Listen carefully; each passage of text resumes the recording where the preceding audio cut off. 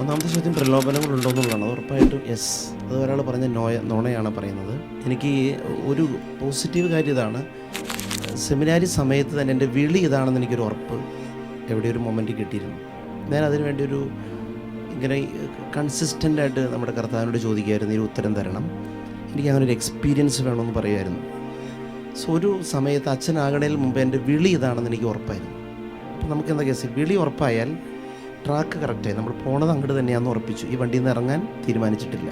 നമ്മൾ ലൈഫാണെങ്കിൽ നമ്മളൊരു career set ചെയ്തു, പാഷൻ ഇതാന്ന് കണ്ടുപിടിച്ചു. ഓക്കെ, ഇനി പ്രശ്നം പോണ വഴിക്ക് പലരും നമ്മൾ ഈ വണ്ടിയിൽ നിന്ന് ഇറക്കാൻ നോക്കൂ എന്നുള്ളതാണ്.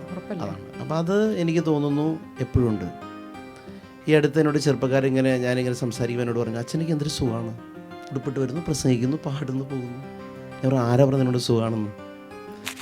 ശക്തമായിട്ട് ഒഴുകുന്ന പുഴയുടെ കുറുകെ, അതിൽ പ്രലോഭനങ്ങളുണ്ട്, പ്രതിസന്ധികളുണ്ട്, പ്രശ്നങ്ങളുണ്ട്. ഇതിനെതിരെ കുറുകെ നീന്തിക്കൊണ്ട് നമ്മൾ മറ്റുള്ളവരോട് പറയാണ്, നീന്തിക്കോ നീന്തൽ നിർത്തണ്ട, നീന്തൽ നിർത്തിയാൽ ഒന്നുകിൽ മുങ്ങിപ്പോവും അല്ലെങ്കിൽ ഒഴുകിപ്പോവും.